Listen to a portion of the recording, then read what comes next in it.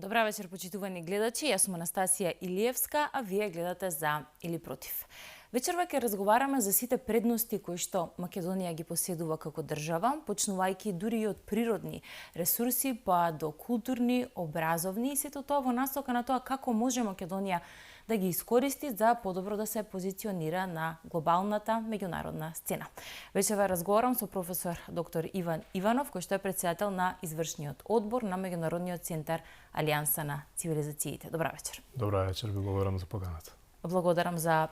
гостувањето. Најпрво би сакала да опфатиме и убаво да објасниме што представува Меѓународниот центар Алијанса на цивилизациите и кои се нејзините стратешки цели како фондација. Па вака,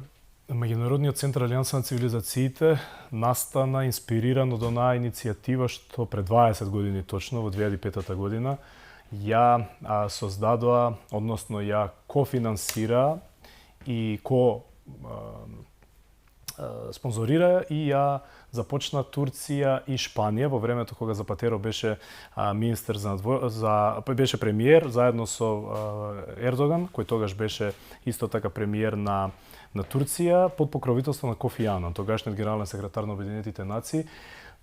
До некоја мера таа иницијатива беше инспирирана како еден одговор на Хантингтонова теза за судир на цивилизации.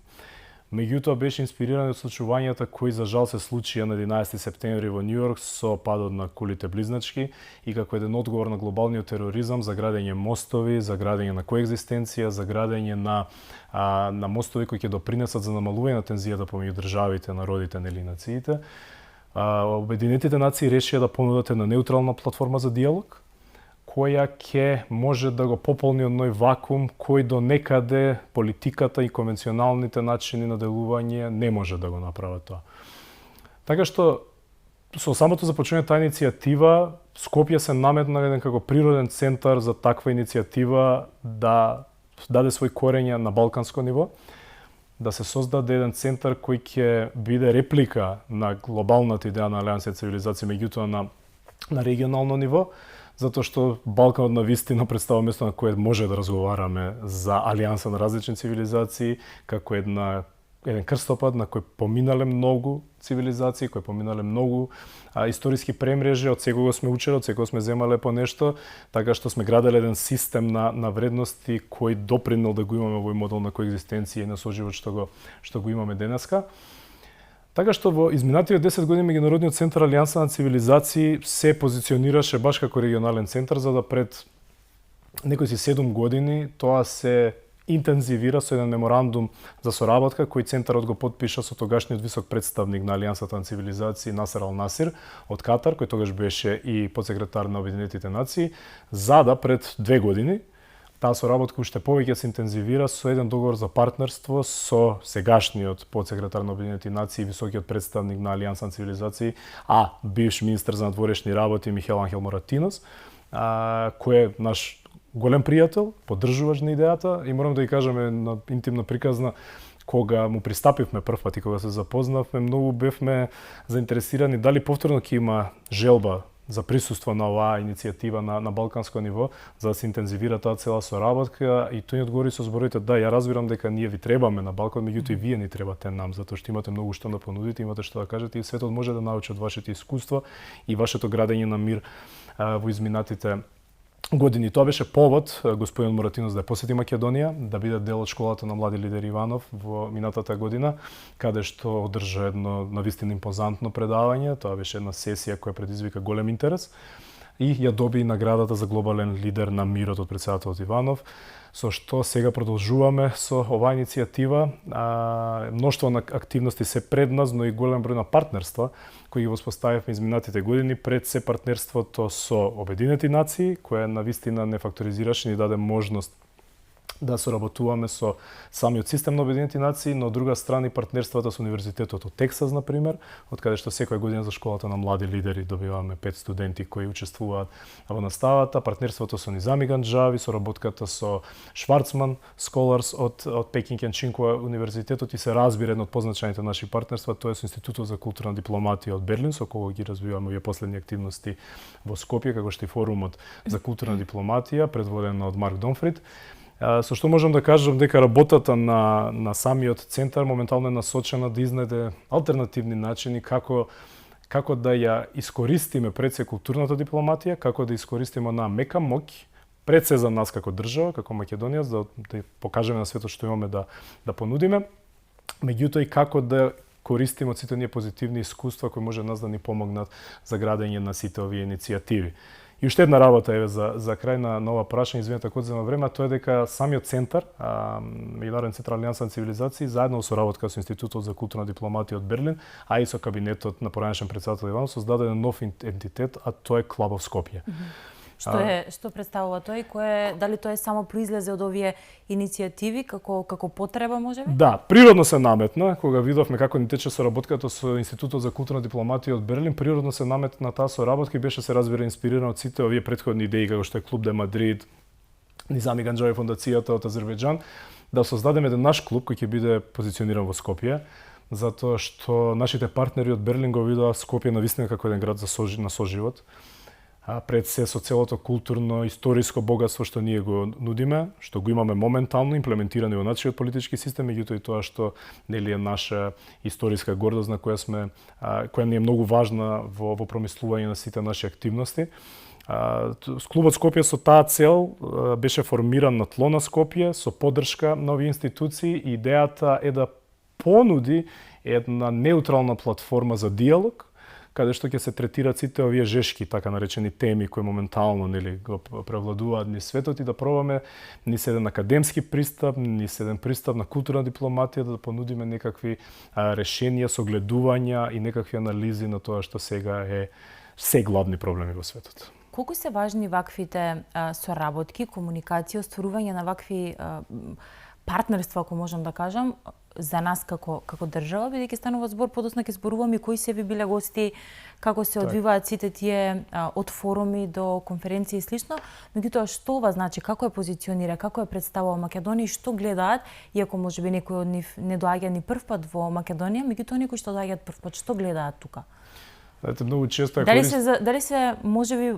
чудоневидени или дали можеби друга била сликата пред да дојдат тука? Точно, ги имаме и двете искуства.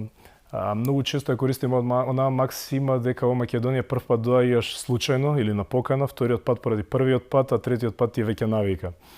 Некои од гостите дојдоа за прв пат, некои дојдоа токму ради првиот пат и ради првите настани кои ги организиравме, а за некои навистина Скопје и Македонија станаа навика затоа што беше љубов на прв поглед. Низ изминатиот период имавме мноштво настани како едни состаноци на високо ниво каде што имавме представници од граѓанскиот сектор, од медиумите па се до бивши претседатели, премиери, функционери кои се запознаени со историското наследство на Македонија, меѓутоа имавме гости од Азија, од Африка, од Јужна Америка кои за прв пат беа тука. Македонија им било предизвик, но она што го видоа овде беше доволна провокација за нив да добиеме неформални амбасадори кои ќе шират нашата култура, кои беа чудоневидени со тоа што ние го имаме како пријателски однос према различитоста. И она што го понудивме и како платформа, и како организација, меѓутоа и она што е во нашата ДНК, и она што Македонија од секогаш го има, гостопримството, нашата култура, гастрономија и така натака, беше доволна инспирација за нив и за еден од учесниците, односно за двајца кои веќе ги издвојам како клучни коментари, а тоа е дека за еден од учесниците ни даде коментар дека се чувствува како во својата неоткриена татковина, другиот коментар на една од учесничките од Кина беше дека ако би можела да бира остатокот од животот ќе го пројде во Македонија. Тоа многу значи, тоа значи дека остваруваме некаква цел, дека добро сме испромовирале нашата приказна, дека Македонија има многу што да понуди, меѓутоа истовремено тоа е еден процес на обострано учење, затоа што сите овие луѓе што доаѓаат, за кои се надам ќе поразговараме сега во текот на емисијата,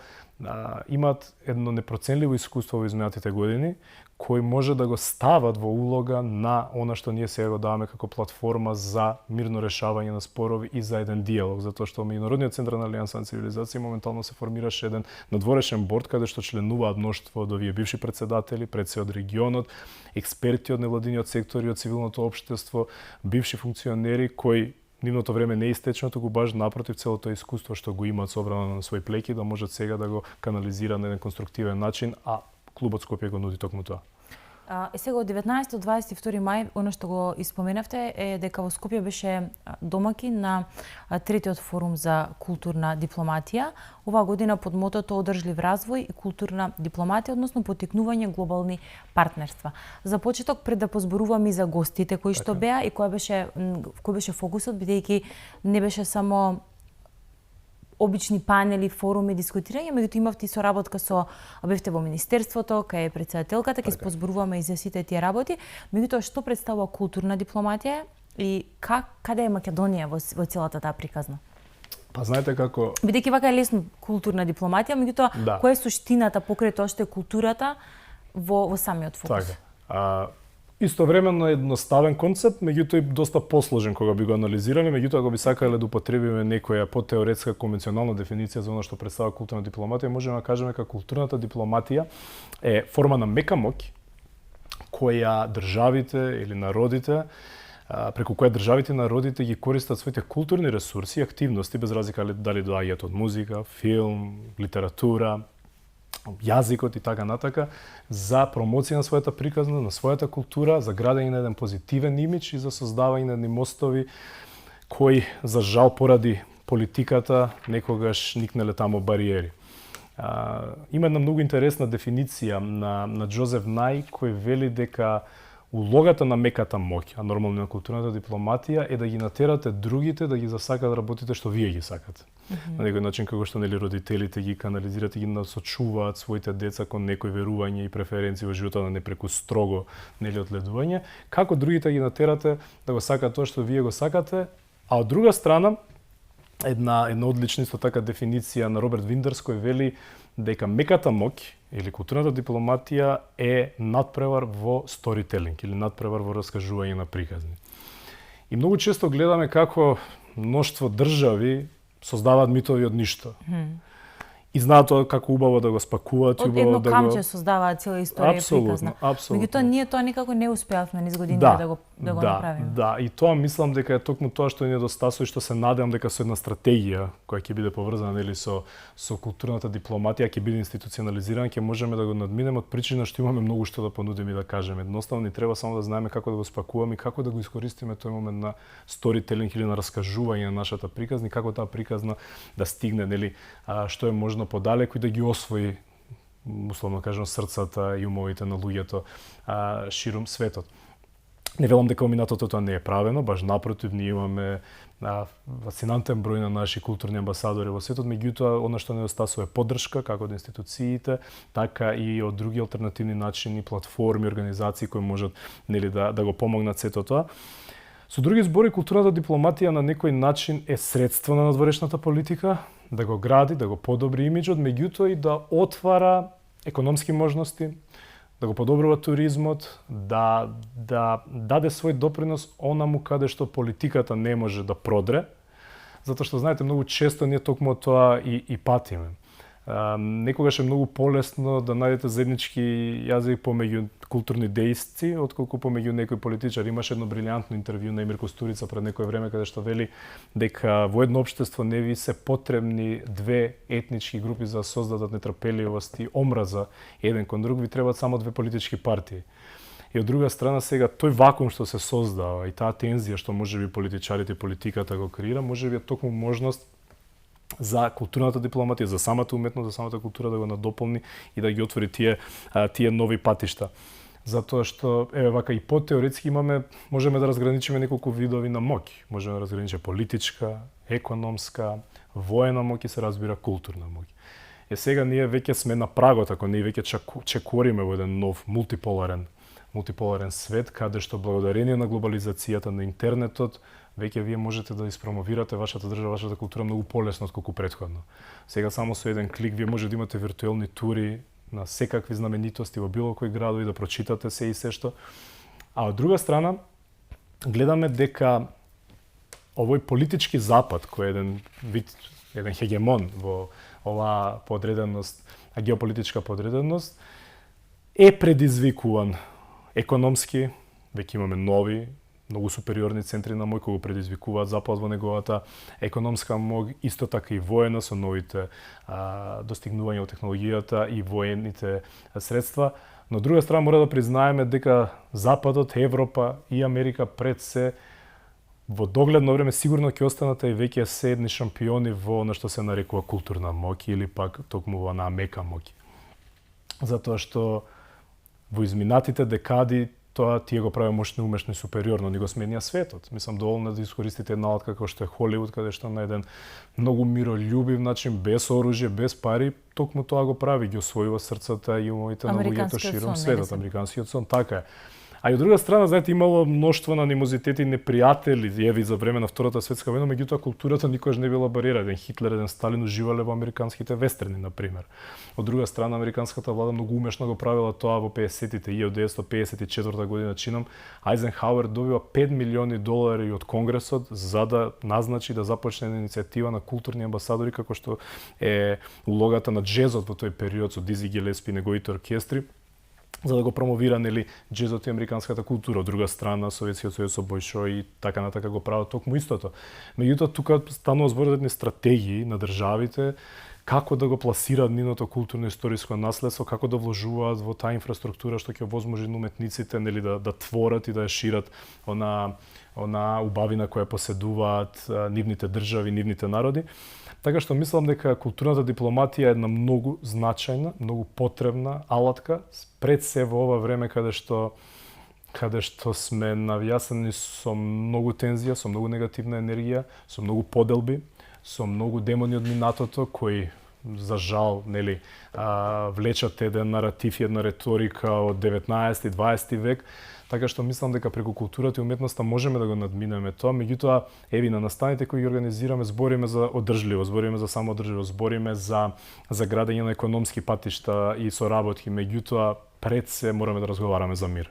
Затоа што без мир никој ниту сака да инвестира, ниту сака да започне нови иницијативи, ни треба таа стабилност што само мирот може да ја понуди, затоа што многу често велат ни треба колективна безбедност за да дојдеме до мир, баш напротив, прво треба да го воспоставиме мирот за да може да градиме една колективна безбедност и така натака. Но како и да е, што беше во фокусот овие 3 дена? Ги разговаравте, овие теми беа разговарани? Да. И кој се беше гостин, ако може така да направиме едно резиме, и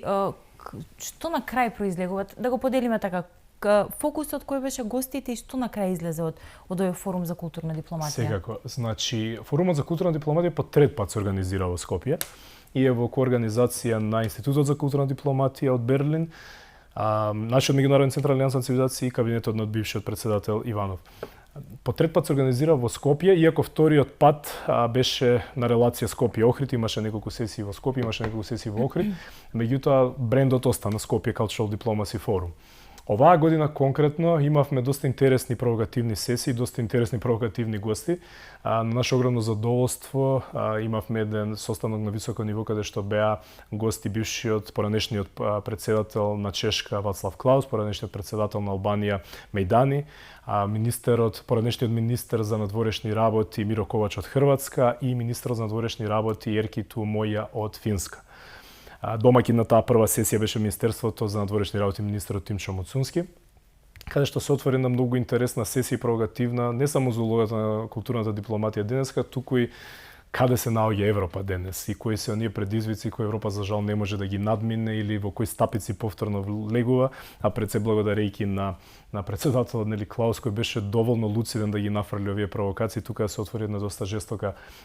дискусија. Покрај тоа имавме неколку сесии во други институции, како што беше втората сесија на која домаќин беше председател на собранието Африм Гаши, кој ја модерираше истата,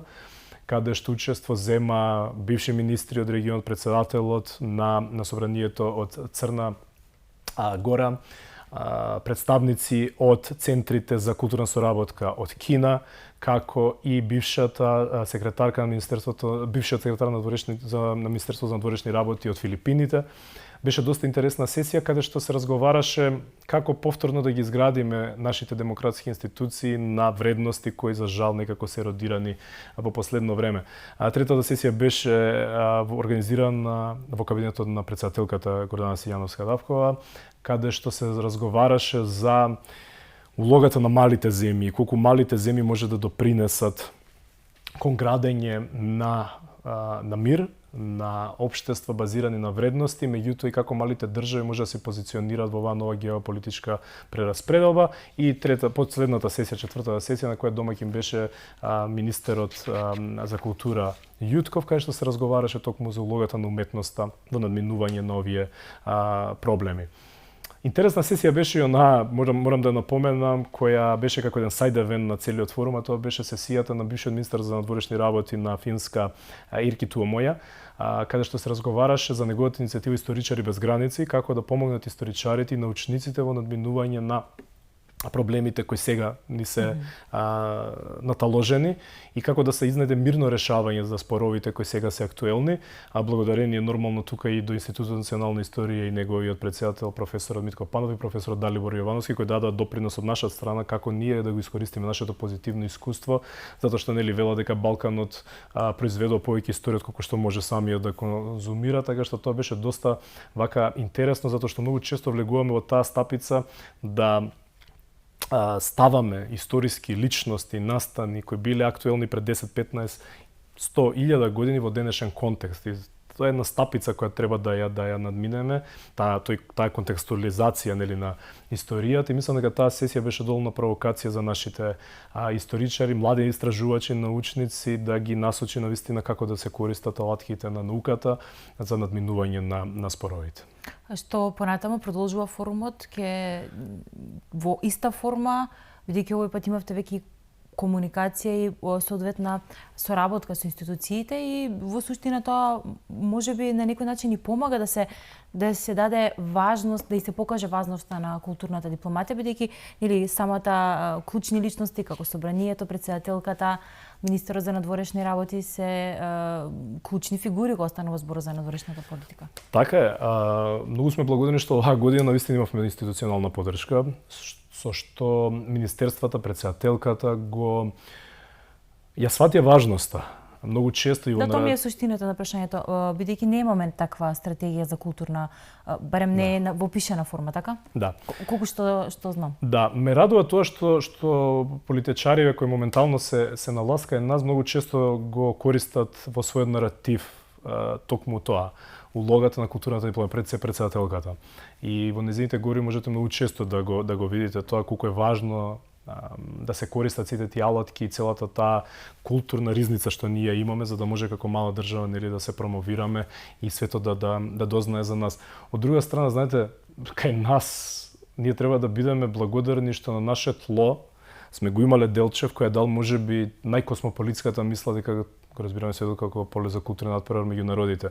И знаете тоа кога вака ќе го слушнете, бидејќи јас израснав во училиштето Гоце Делчев, постојано проаѓав покрај овие зборови, меѓутоа како дете, иако тие почнуваат да ви влегуваат во потсвеста, не им давате толкава значење. Меѓутоа со годините сваѓате колку таа мисла има тешка космополитска вредност која не смееме да ја занемариме.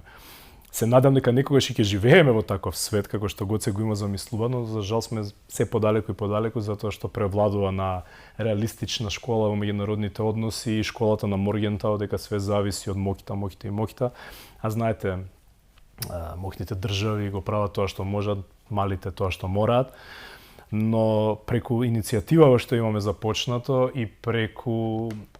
поддршката што ја осеќаме сега од институциите, е доволна можност и провокација за нас да продолжиме, затоа што идејата е овој форум за културна дипломатија да стане традиција.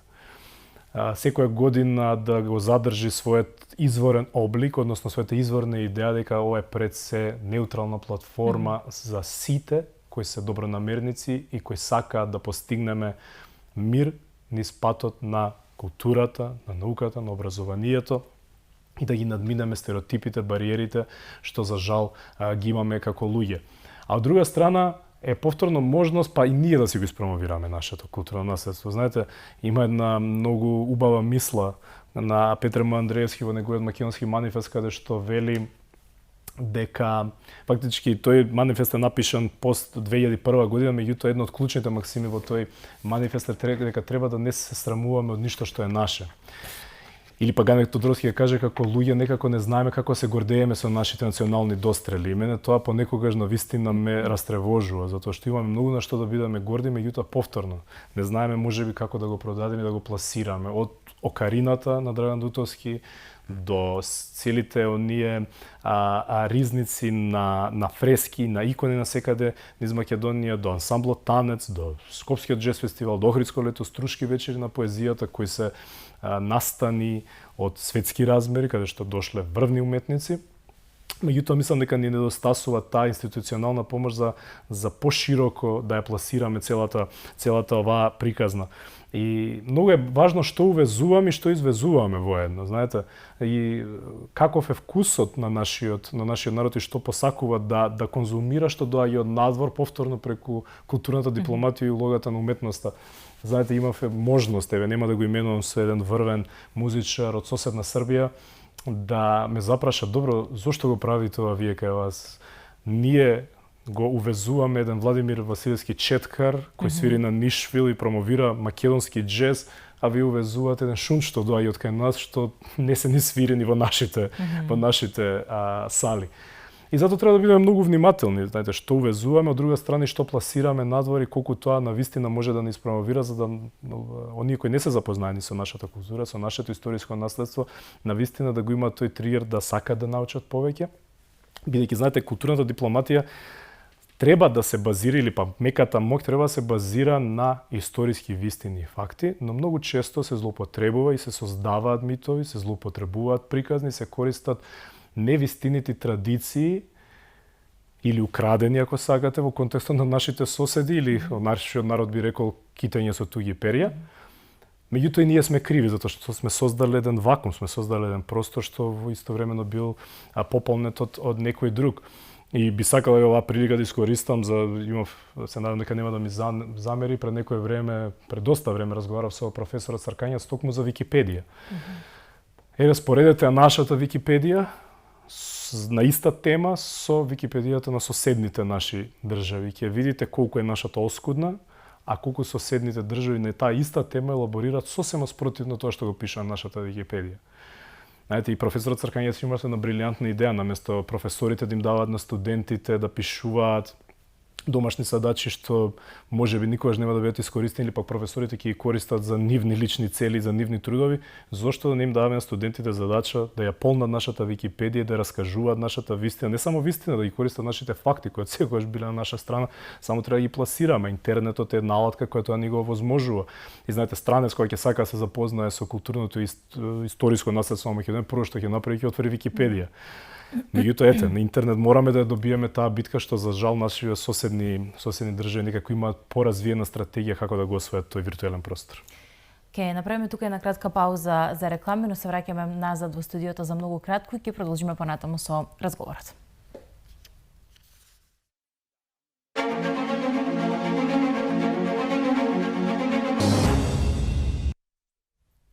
Да, се враќаме назад во студиото, го продолжувам разговорот со професор доктор Иван Иванов. Покрај културната дипломатија и она што беше во фокусот во мај, од 7 до 10 април Скопје обедини и светски регионални лидери и фокусот беше можеби оние 80 јубилеот 80 години од крајот на Втората светска војна. И насловот беше сеќавање на минатото, обликување на еднината. Тоа беше и еден од клучните точки, односно панели на кои што многу интерес привлечи, мајки предвид дека имаше председатели од поранешни председатели од регионот, како Јосиповиќ, Тадич, Иваник и останалите ќе ни кажете се кои беа, но по особено нивното искуство, знаење и сето она што го ставиле за себе во овој период, меѓутоа и она што допрва го остават, што го споменавте вие како искуство, знаење, нешто што може многу да и користи не само на Балканот, туку и на светот. Што беше во фокусот од 7 до 10 април и колку пораките што беа таму испратени за тоа каде се движи светот по Втората светска војна или как да ги гледаме следните можеби 80 години пред нас? Така, да, тоа беше уште еден настан организиран под покровителство на Меѓународниот центар Алијанса на цивилизации, кој главна цел беше да го одбележи јубилеот од Втората светска војна, но воедно и 80 години од Обединетите нации, 80 години мултилатерализам. Започна на една доста песимистична нота, би кажал, со искуството што го споделија бившите претседатели од регионот, како што ги споменавте, Тадич од Србија, Јосиповиќ од Хрватска, Младен Иванич од Босна, се разбира претседателот Иванов од Македонија, каде што се повика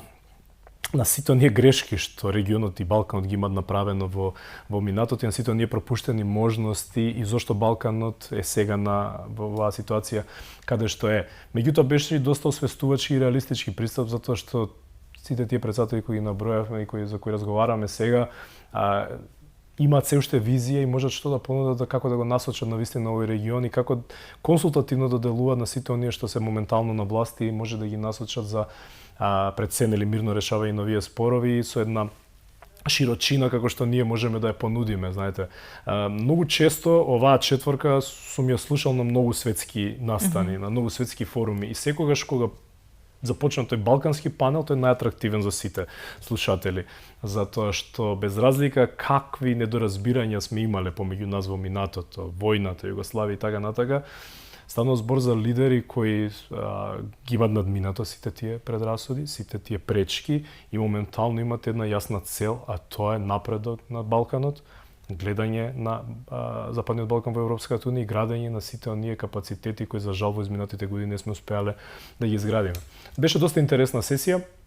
За време на тој настан инкорпориравме неколку значајни теми како што е улогата на вештачката интелигенција во дипломатијата, каде што дојдоа експерти од Оксфорд универзитетот, од Академијата за општествени науки во Кина, но се разбира и наши експерти кои ја третираат темата на вештачката интелигенција. Мноштво гости, меѓутоа се заврши со еден оптимизам на крајот, односно со улогата на младите во денешниот свет и во денешни општества, како младите, без разлика што знаете, некогаш ги доживуваме. Јас мислам дека и треба да продолжиме така да ги гледаме, да се гледаме како еден генератор на обновување на утописки енергии, нели? Треба некогаш навистина да веруваме во невозможното, како што велат студентите 68 во Париз. Меѓутоа треба да бидеме рационални и прагматични сега. Треба да веруваме во нешто што можеби сега на прв поглед изгледа недостижно, но мораме да се градиме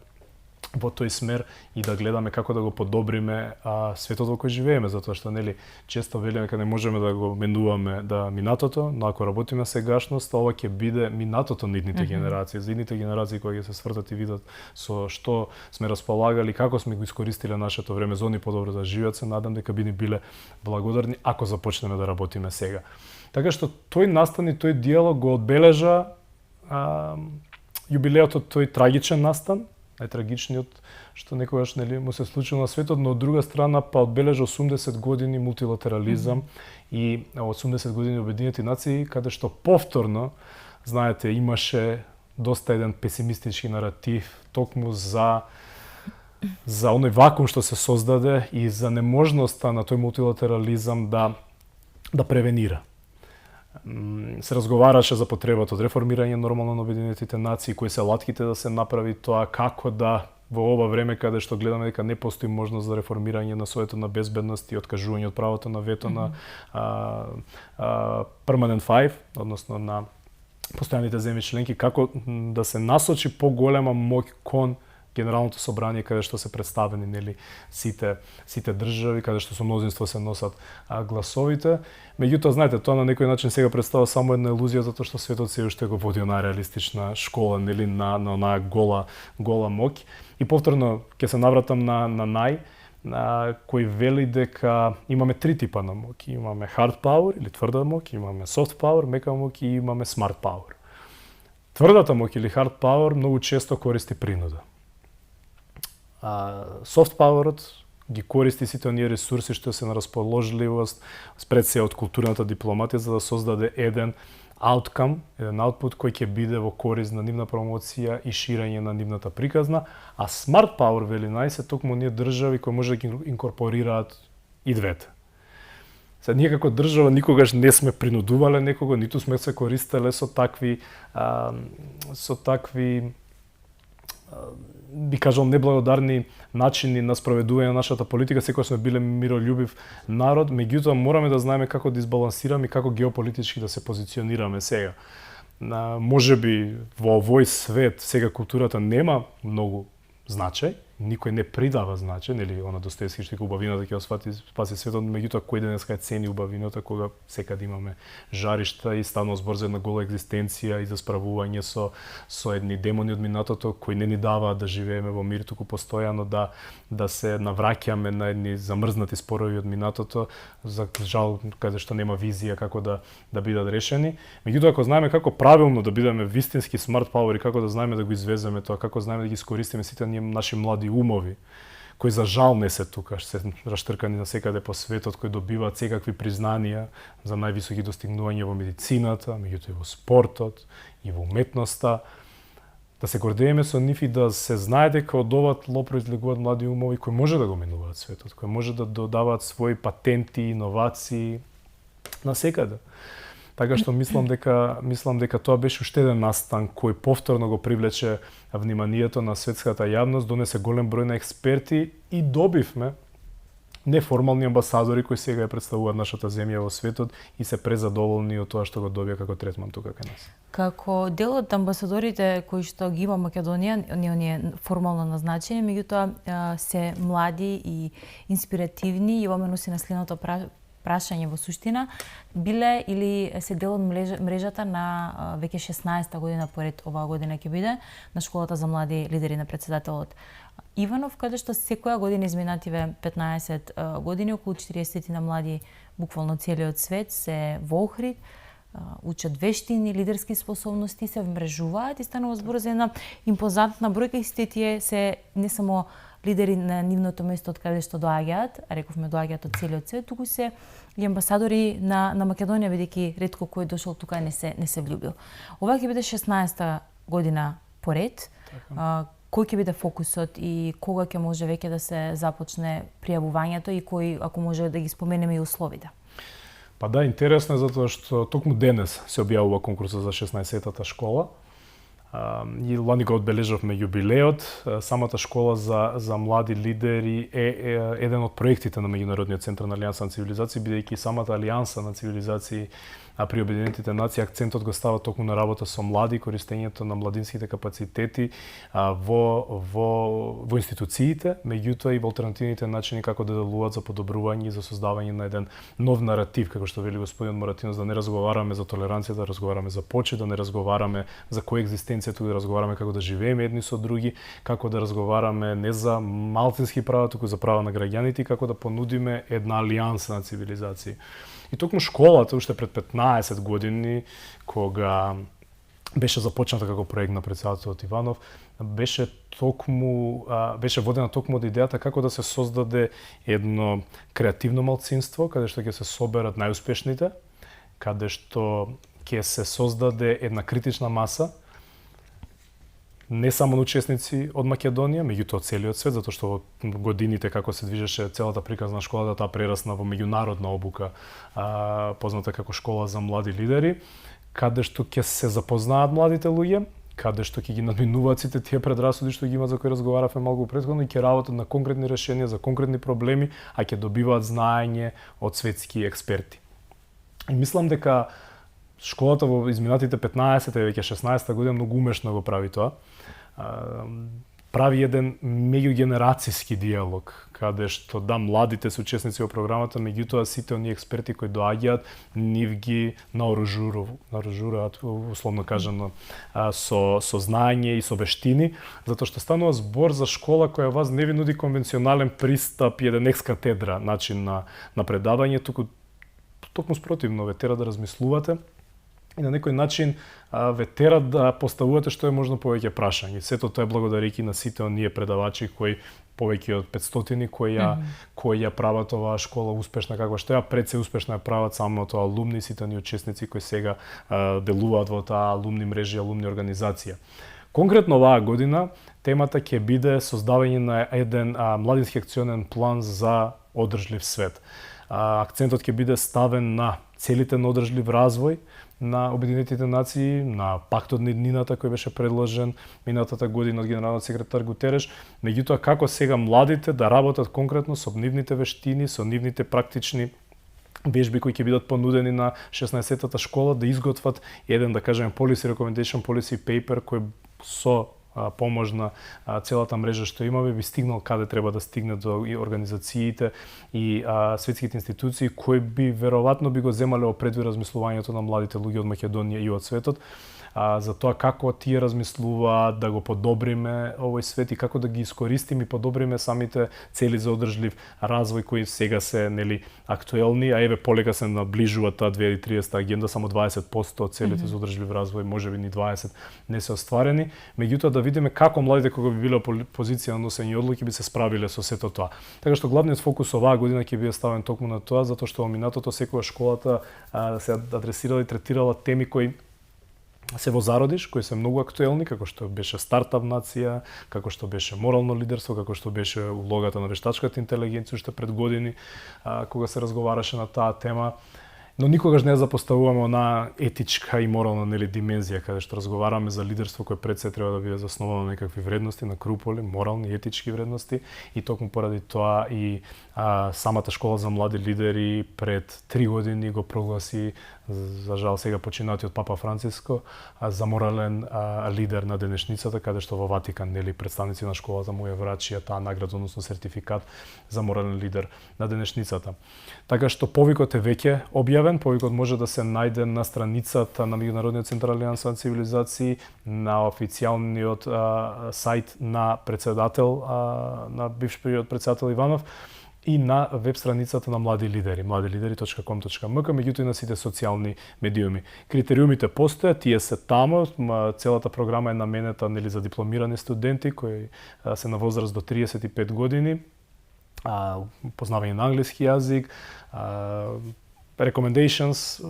во самото нивно портфолио, меѓутоа неизоставен дел е и она тет-а-тет искуство што го имаме со кандидатите, односно интервјуата што се спроведуваат за да се селектираат најдобрите од најдобрите, затоа што морам да кажам како изминуваат годините, како доаѓаат новите генерации, конкуренцијата станува се потешка и потешка, затоа што сите пријавени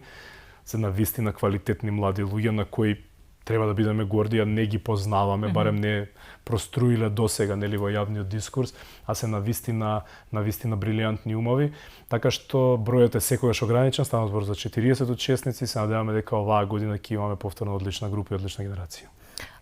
Зборувавме за искуството на оние кои што некогаш биле лидери, искуството кои што го стекнале додека извршувале функцијата, важноста на овие неформални организации, фондации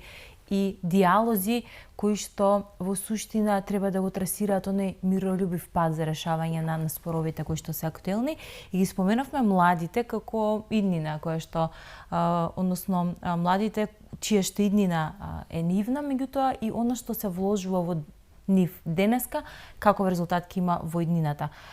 Имајќи ги предвид сите овие работи кои што ги споменав, како гледате на иднината може на Македонија или генерално на светот, за да го резимираме сето она што го зборувавме?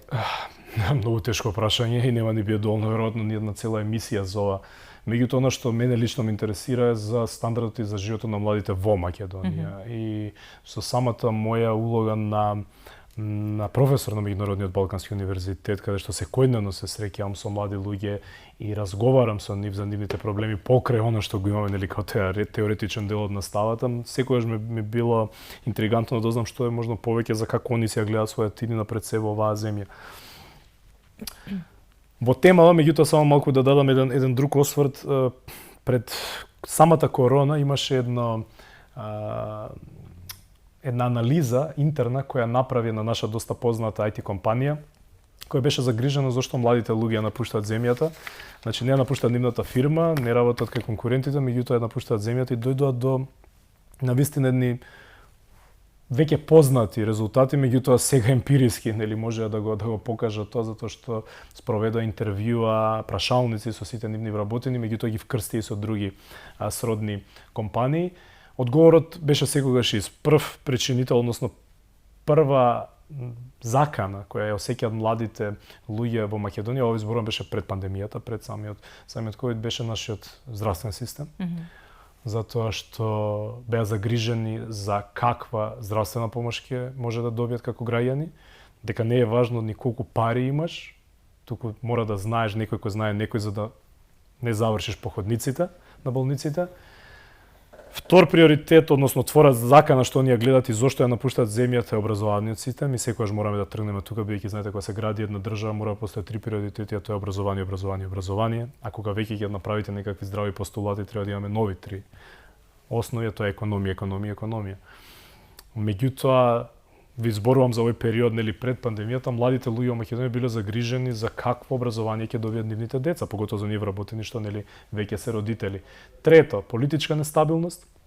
Четврто, судскиот систем, бидејќи видете што се случуваше изминатите години, кој све не заврши по тие судски и правни лавиринти, дури и на правдина. За да пети, да кажам, приоритет, односно пета причина е самиот стандард и висината на платите. Ако пред 10 години поинаку беше кај нас, 15 можеби, ако според стандардот и зголемување на стандардот и висината на платите младите ќе размислеат да останат тука, сега веќе ни тоа не ги задоволува кога самиот систем не е еродиран. Затоа мораме да, знаете, многу често слушаме од политичарите дека ја враќаме надежта кај народот и дека ќе се врати надежта кај народ, меѓутоа надежта кај народот мислам дека се враќа само со функционални институции. Тоа ги задржи нашите млади тука, да знаете дека кога ќе се сретнете со апаратот на власти, кога ќе се сретнете очи во очи со институциите, знаете дека вашата работа ќе биде завршена и дека ќе одговорат институциите на вашите барања. Гледам напредок, гледам дека се движиме во некаква насока што дава простор за оптимизам. Гледам млади луѓе кои се повеќе сакаат да се остварат овде, се враќаат овде, започнуваат свој бизниси овде, се охрабруваат. Меѓутоа мислам дека ако сакаме да го постигнеме тоа, треба да направиме токму она што Сингапур го направи многу години порано, каде што самиот премиер Ли кога беше запрашан како успеавте да го издигнете Сингапур од една провинција која немаше никаков економски развој и прогрес до ова што е денеска, тој кажа дека се базира се на три принципи, тоа е меритократија, прагматизам и честност. И ако успееме ние да изградиме еден мерит систем, каде што институциите ќе бидат, а пред се млади луѓе кои за жал на светско ниво се застапени помалку од 2% во институциите во процесот на носење одлуки, млади луѓе кои се успешни, кои се умешни во тоа што го прават, се квалификувани токму за тие позиции, не е важно кого знаете наместо што знаете, веројатно ќе има напредок. Прагматизмот, да секогаш трагате по решенија, да бидете прагматични во тоа што го правите и секогаш да изнайдувате вистински солуции за она што е моментален проблем. И трето, честност, односно нула корупција. Мислам дека еден од главните проблеми со кои се соочуваме сега како држава е токму таа борба против корупцијата. Таа за жал не може да биде искорената целесно, меѓутоа граѓаните мислам дека тоа го очекуваат и така повторно ќе се врати таа надеж кога ќе знаеме дека ние имаме институции кои знаат како правилно се справат со таа корупција, а од друга страна намалувањето на таа корупција ќе го отвори патот за таа меритократија, за тој мерит систем каде што младите ќе знаат дека со нивната квалификација, со она што го вложиле во себе си како млади луѓе, дека ќе се остави простор да они бидат дел од процесот на носење одлуки, затоа што мислам дека живееме во ново време, во време кое младите имаат свои потреби, кои имаат свои различни согледувања во светот. Јас тоа го гледам од моите студенти, некогаш и ние самите како предавачи треба се прекориме самите себе си, затоа што не можеме да очекуваме успех од студентите ако не се прилагодиме па на нивните барања, затоа што станува збор за аудиовизуелни генерации кои имаат пристап до интернет, кои имаат пристап до најнови технологии, вештачка интелигенција и мораме и ние да станеме атрактивни, интересни за нив за да добиеме од нив фидбек како млади луѓе. И затоа сметам дека ако се градиме како држави, како општество на овие три принципи, мислам дека ќе имаме некаков просперитет и некаков успех. Се разбира пред се базиран на оние вистински вредности и доблести на кои многу често забораваме. Благодарам многу за вечерашното гостување. И благодарам и вас на поканата. Почитувани, тоа беше вечерашното издание на За или Против. Се надевам уживавте. Јас ве оставам на фреквенцијата на телевизија Алфа. Во добро расположение ве посакувам убава вечер и убав викенд пред вас.